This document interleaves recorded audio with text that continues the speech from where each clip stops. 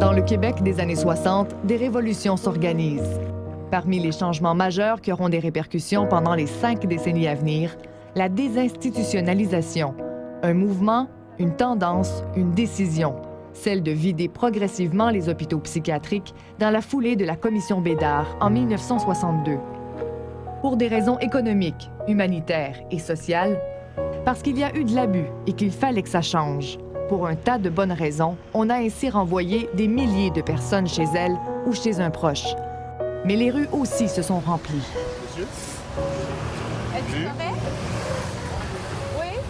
On a voulu bien faire, mais est-ce possible que pour certains d'entre eux, on se soit trompé? Aujourd'hui, le Québec compte de nombreuses disparitions non résolues reliées à un problème de santé mentale.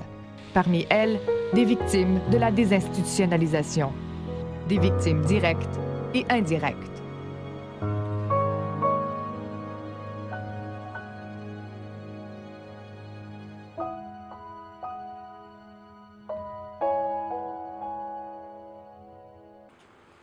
Québec, 6 novembre 1985. René Bourgeot et son épouse Gisèle se rendent au domicile de leur fille, Isabelle. Elle n'a pas payé son loyer et le propriétaire réclame son dû. Dans l'appartement, c'est le fouillis total. La porte était fermée, à clé. Il y avait la lumière dedans, tout était en désordre, il n'y avait plus Isabelle. Tous ses effets personnels, incluant ses pièces d'identité, s'y trouvent, mais Isabelle, elle, a disparu. Nous avons averti les polices, exactement. En 1985, Isabelle Bourgeot a 32 ans. Elle souffre de névrose obsessive-compulsive sévère avec troubles d'adaptation. Un intervenant spécialisé. Le docteur Gilles-Michel Ouimet est psychothérapeute psychanalytique. Il est entre autres instructeur au Centre international des enfants disparus aux États-Unis. Une personne qui a des problèmes de santé mentale dans le vocabulaire de tous les jours, c'est une personne qui n'a pas toute sa tête. C'est aussi simple que ça. Ça veut dire qu'elle n'a pas le jugement, elle n'est pas capable d'évaluer les situations de danger et elle risque de se placer dans des situations graves de danger. Le psychiatre qui la suivait aussi était très préoccupé par son état mental parce qu'elle perdait la mémoire de plus en plus. Les problèmes de mémoire d'Isabelle ont débuté à la suite d'un accident de la route dans lequel elle fut impliquée à l'île d'Orléans en 1972. La voiture a percuté un pont, tombé dans la rivière, etc. Alors tout le monde est mort, sauf notre fille. 2 amis d'Isabelle ont perdu la vie dans cet accident. Elle a subi une sévère commotion et un violent choc nerveux.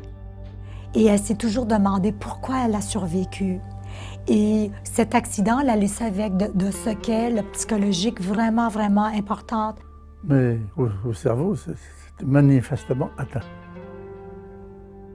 Pour son père, cet accident fut sans contredit le point de départ d'une souffrance difficilement explicable, d'une descente aux enfers qui allait finalement mener à sa disparition. Vous voyez que psychologiquement, ça n'allait pas, mais on ne savait pas quoi faire. Nous ne sommes pas, ni ma femme ni moi, nous sommes des psychologues, n'est-ce pas? C'est à contre-cœur qu'ils ont vu leur fille être internée à Robert Giffard en 1978. Un séjour en psychiatrie qui sera écourté en 1980 dû à la 2e vague de désinstitutionnalisation en cours à l'époque. 5 années s'écouleront entre sa sortie de l'hôpital et sa disparition. Entre-temps, elle poursuit ses traitements comme externe à Robert Giffard ainsi qu'au 388, un centre psychanalytique de traitement pour jeunes adultes psychotiques. Afin de l'encourager dans sa quête d'autonomie et parce que des traitements semblent donner des résultats, ses parents lui louent un appartement en 1982. Elle vivait en appartement, mais elle ne pouvait pas travailler. Donc, elle recevait son allocation, mais on tentait de la rendre le plus autonome possible. Les parents jetaient un coup d'œil sur elle aussi. Ensuite, ils ont dit de la mettre dans un appartement, dans une pièce, pour qu'elle se débrouille toute seule. Elle y restera 3 ans, soit jusqu'à sa soudaine et mystérieuse disparition en 1985. À ce moment-là, elle vivait une période difficile où les épisodes de décompensation étaient de plus en plus fréquents. Décompenser, ça veut dire être en phase aiguë de psychose, par exemple, ou d'hallucination dans le cas de la schizophrénie, ou encore, dans une dépression, d'être dans un état de désorganisation. Certaines personnes vont tout simplement errer dans des parcs, d'autres dans des centres d'achat, d'autres sur la voie publique. Isabelle aurait-elle pu errer dans la ville de Québec après sa disparition? Une incertitude qui chamboulera la vie des Bourgeault.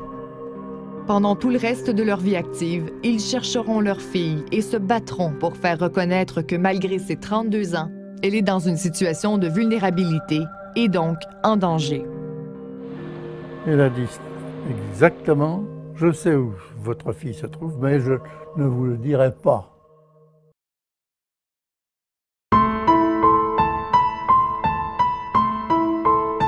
Depuis un grave accident de la route survenu en 1972 dans lequel 2 de ses amis ont péri, la santé mentale d'Isabelle Bourgeault se détériore. Diagnostic, névrose obsessive sévère avec troubles d'adaptation et perte de mémoire. En 1980, la deuxième vague de désinstitutionnalisation bat son plein. Hospitalisée à Robert-Giffard depuis 1978, Isabelle fut alors confiée à ses parents jusqu'à sa soudaine disparition, le 6 novembre 1985.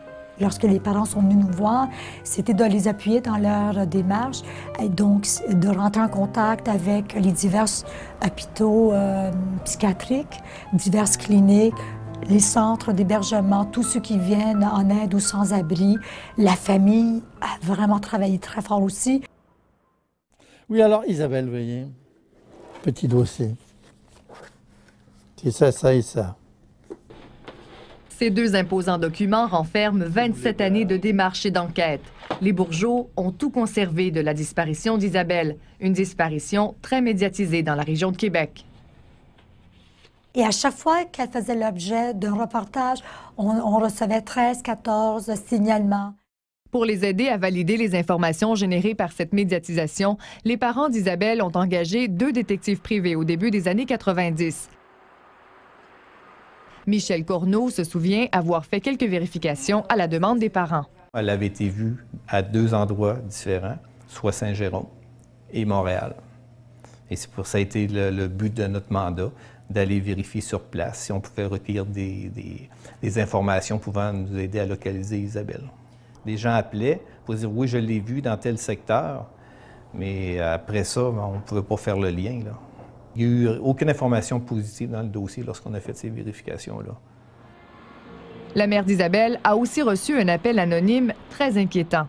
Elle a téléphoné en poste public. Elle a dit exactement, je sais où votre fille se trouve, mais je ne vous le dirai pas. Elle dit ça à ma femme. Hein? Et cessez de vos recherches. Comme ça, terminé. Les policiers ont retracé l'appel. Il provenait d'une cabine téléphonique du centre-ville de Québec. La dame, qui n'était pas Isabelle selon sa mère, n'a jamais rappelé. À partir de ce moment, les Bourgeault pouvaient à tout le moins espérer que leur fille était encore en vie.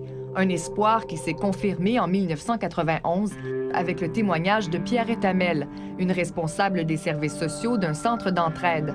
Elle l'a reconnue sur la rue grâce, entre autres, à ses grains de beauté disposés en arc sur sa joue.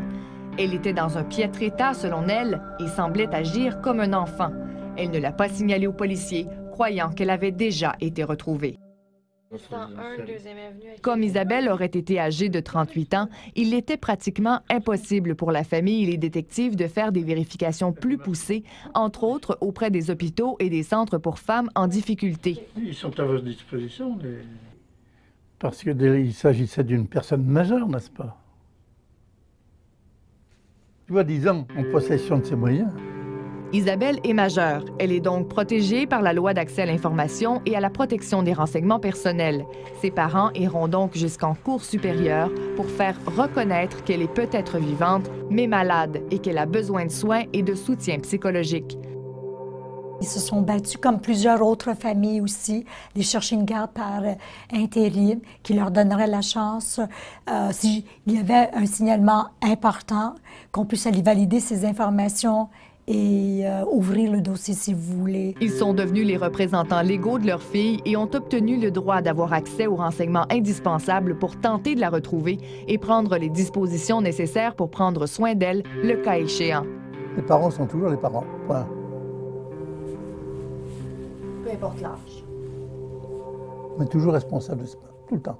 Comme en témoigne le rapport d'enquête du deuxième détective privé dont nous avons obtenu copie, certaines personnes pourraient avoir gardé le silence malgré l'ordonnance de fournir les informations la concernant. Ce fut peut-être le cas du 388, ce centre de psychanalyse où elle était traitée depuis sa sortie de Robert Giffard. Au cours de son enquête en 1992, le détective Loisel a eu l'impression que la direction du 388 savait où Isabelle se trouvait et sous quelle identité. Il est possible que cette personne majeure ait demandé à des intervenants de la placer à un endroit et de s'organiser pour qu'elle ait comme une tutelle du gouvernement ou d'une agence de santé. Pour certaines raisons spécifiques, elle pourrait avoir demandé ça pour couper tout lien avec des membres de sa famille. Je veux juste vous dire que c'est une hypothèse. Le 388 n'a pas retourné nos nombreux appels. À l'hôpital de Baie-Saint-Paul aussi, à l'époque, on a refusé de fournir les informations aux détectives mandataires. On a également refusé de montrer la photo d'Isabelle aux infirmières de l'aile psychiatrique, l'une des dernières à avoir fermé ses portes lors de la deuxième vague de désinstitutionnalisation dans les années 80. On trouve par tous ces...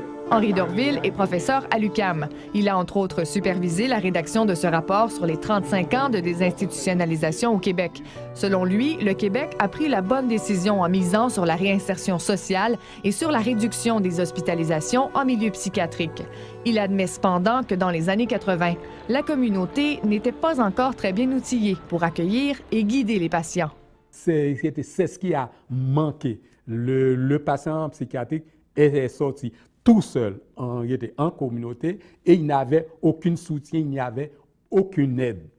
J'ai l'impression que les pouvoirs publics font mieux les choses actuellement qu'autrefois.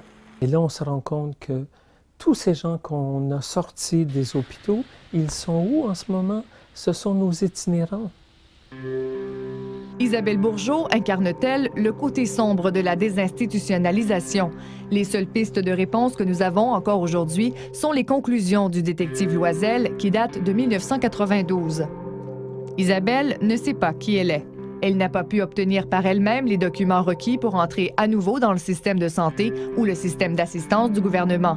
Elle n'a pas été arrêtée par les policiers et quelqu'un quelque part dans le système de santé mentale du Québec connaît les réponses, mais le système est tellement étanche que tous les abus sont possibles. Parmi les hypothèses, le fait qu'elle puisse avoir été internée à nouveau après sa disparition, sans identité, et qu'elle ait été réinsérée dans la société sous un code ou un numéro, plutôt que par son nom, et ce, à des fins administratives. J'ai jamais vu quelque chose comme ça. J'ai travaillé avec beaucoup de patients psychiatriques, mais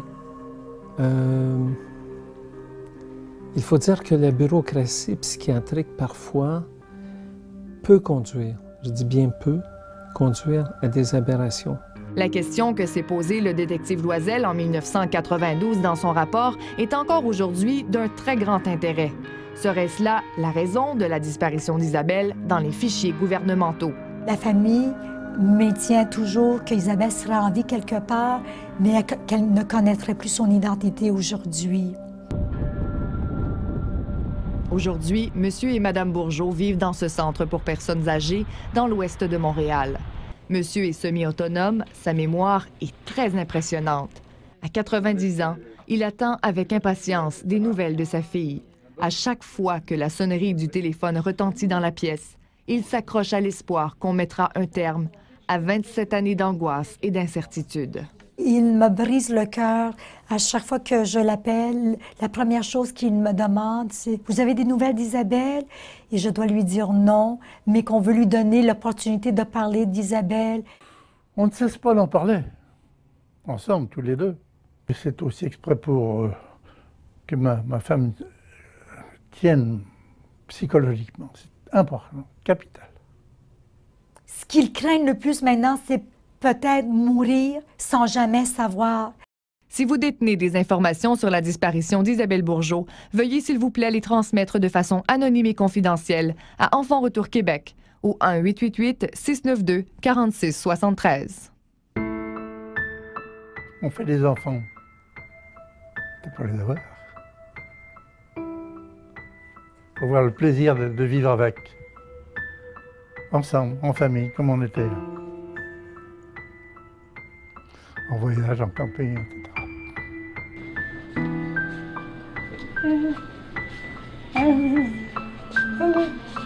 Bonsoir, jeune fille.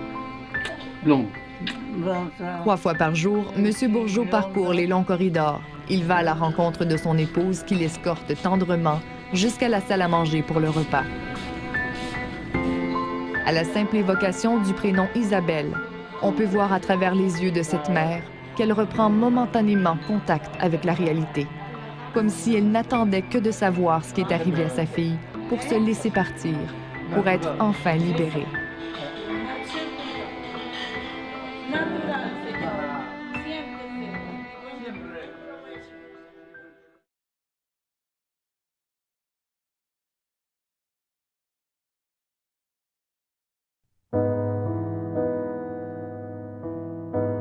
La disparition d'Isabelle Bourgeault, survenue en novembre 1985, est sans contredit une conséquence de sa maladie, une conséquence de sa condition psychologique. Au Québec, environ une disparition sur 4 serait reliée à un problème de santé mentale. On le voit chaque année maintenant, on enregistre plus de dossiers, surtout des jeunes adolescents qui vont fuguer et on nous dit, bon, dépressifs, des idées noires, dépression, troubles d'anxiété. Alors, on a des jeunes qui, déjà 14, 15 ans, doivent prendre des médicaments pour pouvoir gérer ces troubles de comportement ou de santé. Ce portrait n'est pas sans rappeler la disparition en mars 2012 de Maxime Richard. L'adolescent de 16 ans de Saint-Lambert qui souffrait de dépression a manqué à l'appel pendant un peu plus d'1 mois. La police de Longueuil a mené d'importantes recherches. Une récompense de 3 000 $ était offerte. La découverte de son corps au début du mois d'avril a secoué tout le monde et a confirmé que le jeune homme avait malheureusement mis fin à ses jours. La disparition de James Caan n'a toujours pas été résolue. Le jeune homme avait 19 ans lorsqu'il a été vu pour la dernière fois dans l'est de Montréal. C'était le 15 juillet 2010. Il souffre de troubles d'anxiété et de paranoïa. Plusieurs fois par jour, il doit prendre des médicaments. Il est assez calme comme enfant. Il ne fait pas des crises, mais il va être plus inquiet. Tu sais, les angoisses vont venir ou comment ça se fait qu'elle n'est pas revenue ou qu'il est mon frère. Ça fait 3 heures qu'il n'est pas là. C'est des inquiétudes plutôt. Puis la paranoïa, bien, ça, c'est plutôt, tu sais, il a peur si quelqu'un va le tuer, il a peur des étrangers, des choses comme ça. Selon le Dr Ouimet, l'état d'une personne atteinte de troubles de santé mentale qui cesse sa médication peut se détériorer très rapidement et son comportement, parfois irrationnel, peut compliquer les opérations de recherche. Ces gens-là qui ont besoin d'une médication des fois 2 et 3 fois par jour, quand elles quittent, si elles n'ont pas cette médication qui maintient un contact avec la réalité, ça va très vite. Ça va très, très vite pour perdre ce contact avec la réalité. On se questionne toujours si ce jeune est récupéré par quelqu'un qui voudrait lui offrir de l'aide et on l'introduit à d'autres drogues. Alors, ce mélange, ça fait un cocktail qui peut être vraiment néfaste pour la santé de ce jeune. Au moment de sa disparition, James Caan ne travaillait pas, mais presque tous les jours, il sortait prendre une marche aux environs de la résidence familiale. Pour nous, je pense que qu'est-ce qui est arrivé, c'est qu'il a pris une marche pour une très longue période. Il s'est perdu, puis suite à ça, les 24 heures ont passé. Il n'a pas pris ses médicaments, puis il a commencé à faire une chute de santé. La famille a surtout du mal à comprendre pourquoi on a d'abord traité l'affaire comme une fugue. Avec sa maladie, peut-être il ne s'est pas retrouvé, il n'était pas capable de retourner à la maison, ou bien que quelqu'un l'a pris. Il s'est perdu, mais une chose est certaine, il n'est pas en fugue. Oui, il a 19 ans, mais c'est un jeune vulnérable. Toutes les circonstances de la disparition nous indiquent que ce n'était pas dans le comportement de Jamie. Il est parti en plus sans prendre ses médicaments. Donc, pour nous, ça demeure un dossier prioritaire. Sa famille a multiplié les démarches et les recherches pour le retrouver. On a vérifié tous les hôpitaux, les prisons, les refuges pour jeunes sans-abri. Ses proches ont placardé le métro de Montréal d'avis de recherche, mais les affiches, des milliers d'affiches posées dans toutes les stations de métro de la ville, ont rapidement été enlevées, ce qui souleva l'indignation de la famille.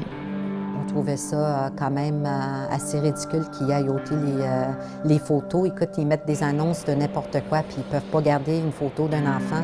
C'était pour nous une grosse surprise, mais le métro s'est repris, puis ils l'ont remis, les affiches. Ça a été très difficile. Ça avait été une période très, très difficile pour la maman. Et surtout lorsqu'on reconnaît l'importance des photos, qu'un enfant sur 5 est reconnu, localisé, ramené à la maison, parce qu'on circule les avis de recherche. La famille de James croit que les policiers ont fait de leur mieux, mais on déplore tout de même qu'il n'ait pas agi plus tôt et qu'il n'ait pas déployé davantage de ressources compte tenu de l'état de santé mentale du jeune homme. Les policiers ont fait ce qu'ils ont pu faire, mais on trouve que ça n'a pas été assez vite. La famille a surtout du mal à comprendre pourquoi on a d'abord traité l'affaire comme une fugue. C'est là où ça nous a frustrés un peu parce que c'est pas un enfant en fugue, il est malade. Fait que oui, comme adulte, il a ses droits, mais je pense que même s'il est adulte, quand c'est un enfant qui souffre d'une maladie, il devrait quand même essayer encore plus fort de faire des recherches plus intenses. Depuis près de 2 ans, la famille de James, sa mère, ses 3 frères attendent de savoir ce qui a bien pu se passer le 15 juillet 2010. Il a quitté sans argent, sans carte d'identité, laissant craindre le pire. Pour la famille, c'est très dur à penser qu'il n'est plus avec nous. Il faut avoir de l'espoir, c'est juste ça qui nous reste. Hein? Je te dis que c'est très, très dur à passer un Noël, un anniversaire sans lui.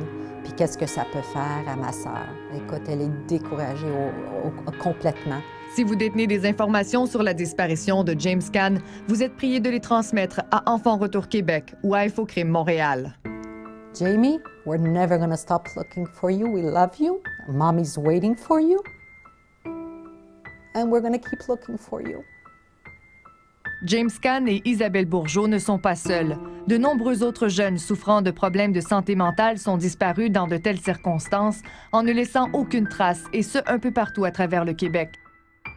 Si vous reconnaissez l'un d'entre eux, vous êtes prié de communiquer avec votre service de police local ou encore avec le réseau Enfants Retour Québec au 1-888-692-4673.